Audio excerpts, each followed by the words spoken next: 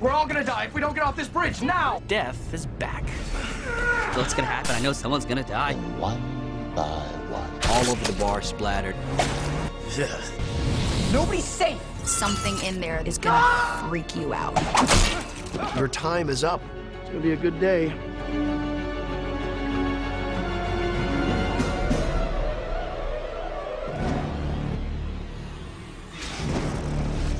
One of the first questions that the studio had for us is how to explain a fifth movie after the fourth movie was called The Final Destination. Our answer to that was, what if this took place before the first movie? Do you mind if I take the window seat? One of the great things about this film that made it different is that it's a prequel. Our male and our female lead, and they decide to go to Paris. It's just too bad they got on the plane from the original movie. And we learn at that moment that their fates were intertwined with the fates of the people from the original film. They brought back some of the actors from the original series. They've lit it in the same way. I mean, they're recreating that whole plane sequence, but just extending it. And in all the other movies, like, the characters refer back to Flight 180. They kind of all know that, okay, everyone dies in order. You were supposed to die on that bridge. Are you saying that we can't stop this? But in this movie, they have to figure this out on their own. I don't deserve to live more than anyone else. Well, apparently you deserve to live more than Candace. Hey, whoa, Peter, hang on. The characters are experiencing the story through new eyes, and so I hope that the audience can too. You all, just be careful now. We have a lot of really interesting deaths in this movie because what would a Final Destination movie be without death? We are giving the audience more than they ever expected with a suspension bridge collapse. The biggest opening sequence we've ever had. These rebar kind of spears come down and shoot through me. Essentially, this fits on his head, and these real lightweight rebar gets mounted on, just threaded. It's pretty brutal. I become Swiss cheese.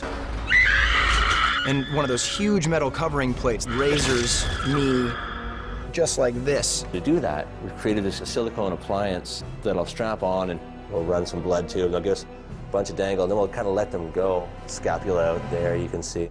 Make sure you do your look back at the bridge collapsing behind. We had them hanging in harnesses for days. They did a great job.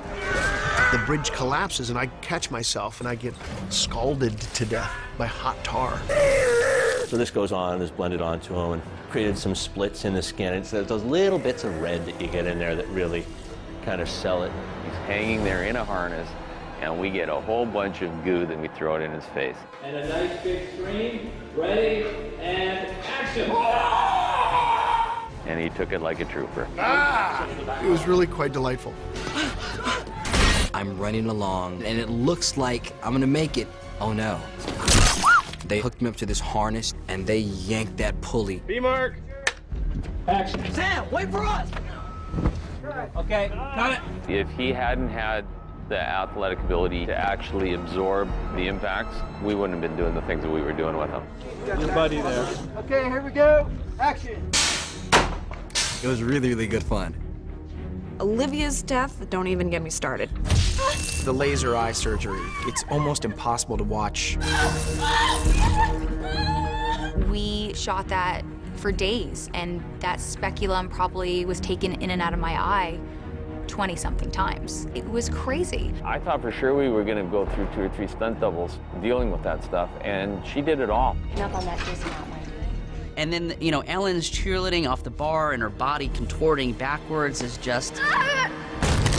Oh. Her back is completely broken in the wrong way. Which they do using green screen CGI technique. I was wearing like, green pants, and then my stunt double Brittany was wearing a green torso outfit, so her legs became like one with my body. Someone call 911! I hate needles. Ooh, are those things even sterilized? The little acupuncture wouldn't go over well with me. When you see actual needles go into my body, those are real.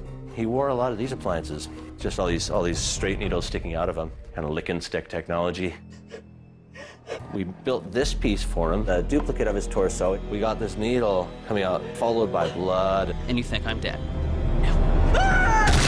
The fact that this movie is a prequel, that our movie ends where the original movie in the franchise begins, feeds right into the sort of circular logic of these movies. We've brought it full circle. I got you! Which is something everybody's really excited about. I think it's a really great way of tying the franchise back together. What I hope the loyal fans will like most about this fifth movie is the nods to the other films that we sprinkled throughout. It's a bit of a love note to, to that first one.